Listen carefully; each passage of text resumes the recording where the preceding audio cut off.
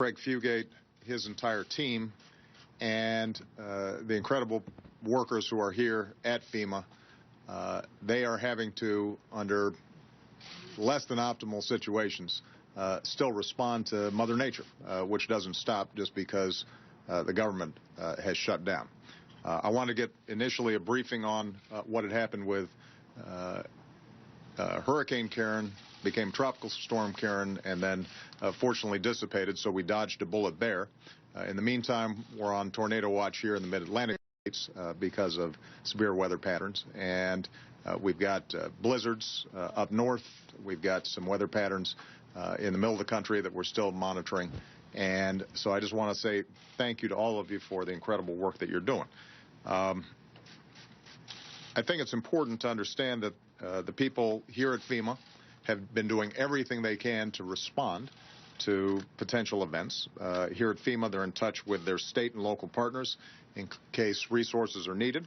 FEMA remains prepared for natural disasters year-round with supplies pre-positioned in distribution centers across the country. But their job has been made more difficult. Thanks to the folks at FEMA, we were prepared for what might have happened down in Florida. Nevertheless, the government is still shut down. Services are still interrupted. And hundreds of thousands of hard-working public servants, including many FEMA professionals, are still furloughed without pay, or they're not allowed to work at all. So Craig was just explaining to me here at FEMA, about 86% of the FEMA workforce is furloughed. In response to the potential event that might have happened down in Florida and along the coasts, Craig called back 200 of those workers. Keep in mind, calling them back doesn't mean they were getting paid. It just means they had the privilege of working without pay to make sure that they were doing everything they can to respond to the potential needs of their fellow citizens. Now that this particular storm is dissipated, Craig is going to have to re-furlough at least 100 of those folks who were called back. So think about that. Here you are, somebody who's a FEMA professional, dedicated to doing your job.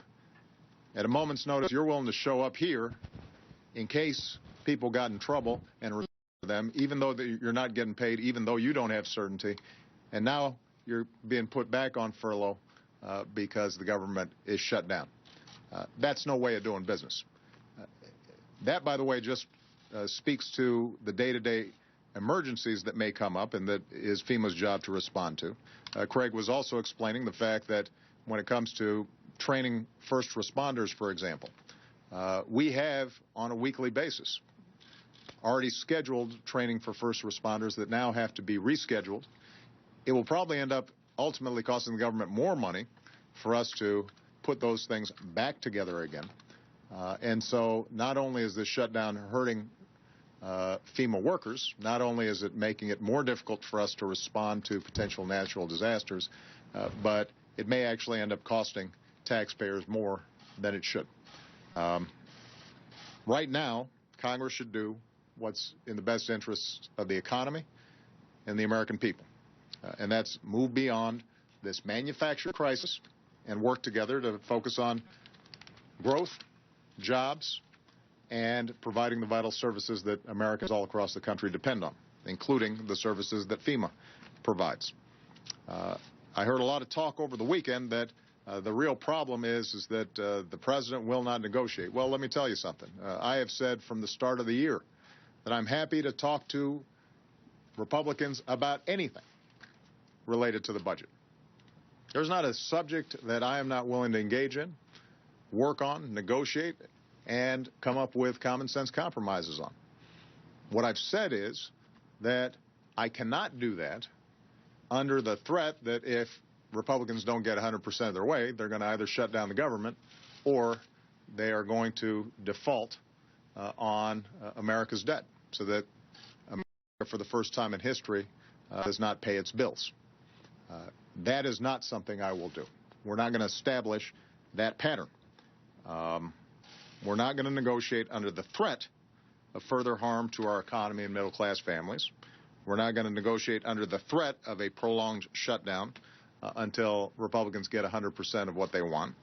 We're not going to negotiate under the threat of economic catastrophe that economists and CEOs increasingly warn would result if Congress chose to default on America's obligations. Now, the other thing I heard over the weekend was this notion that Congress doesn't have the capacity to end this shutdown. The truth of the matter is there are enough Republican and Democratic votes in the House of Representatives right now to end the shutdown immediately with no partisan strings attached. The House should hold that vote today. If Republicans and Speaker are not enough votes, then they should prove it. Let the bill go to the floor and let's see what happens. Just vote.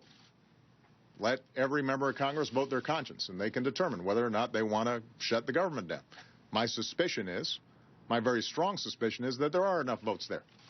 And the reason that Speaker Boehner hasn't called a vote on it is because he doesn't apparently want to see the government shutdown end at the moment, unless he's able to extract concessions that don't have anything to do with the budget.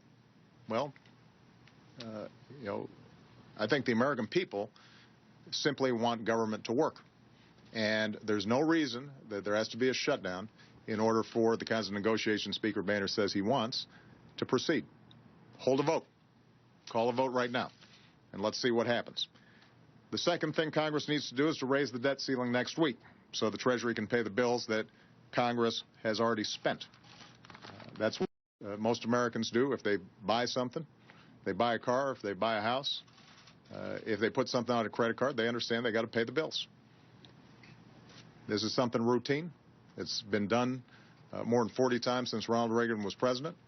It has never before been used in the kind of ways that the Republicans are talking about using it right now.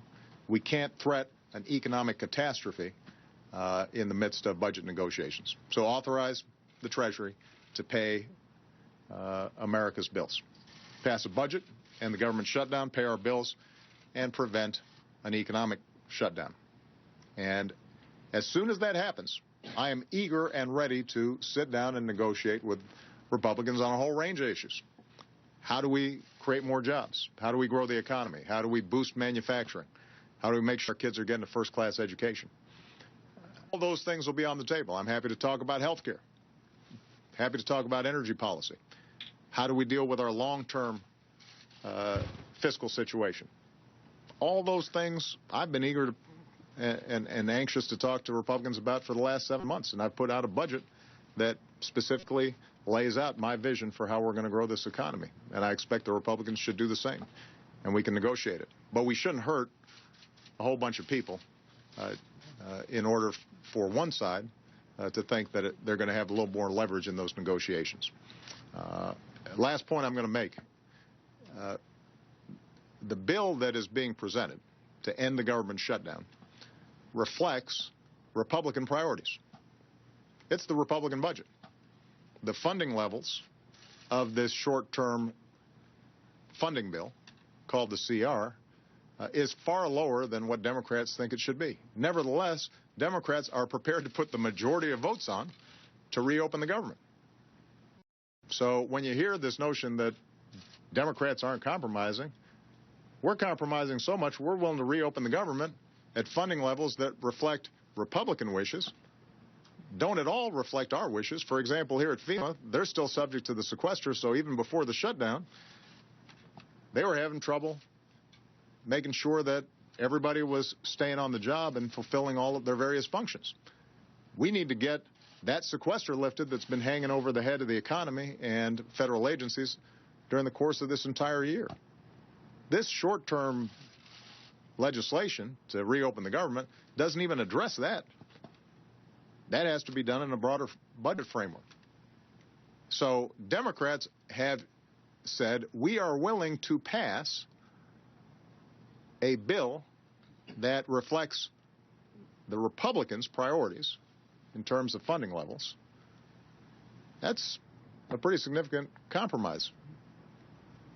What we're not willing to do is to create a permanent pattern in which, unless you get your way, the government shut down or America defaults.